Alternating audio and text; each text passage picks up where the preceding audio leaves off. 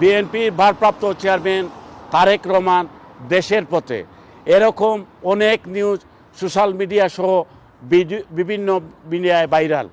এ নিয়ে আমরা যুক্তরাজ্যের যারা সাংবাদিকরা আছি তারা জানার চেষ্টা করছি তথ্যটি আসলে কি, সেই তথ্যগুলো সঠিক।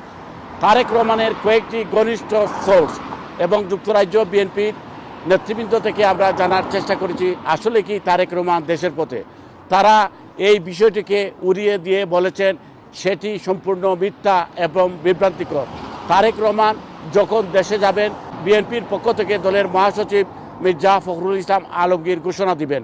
তিনি সকলকে সাংবাদিকতার দায়িত্বশীল জায়গা থেকে দায়িত্বশীল ভূমিকা রাখার অনুরোধ জানিয়েছেন।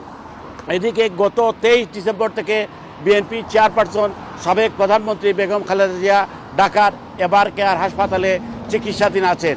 ইতিমধ্যেই বাংলাদেশের বিভিন্ন রাজনৈতিক নেতৃবৃন্দ তাকে দেখা করেছেন।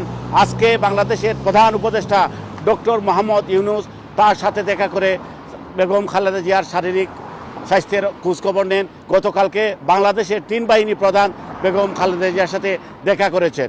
M A Qayyum, Q news, যুক্তরাজ্য।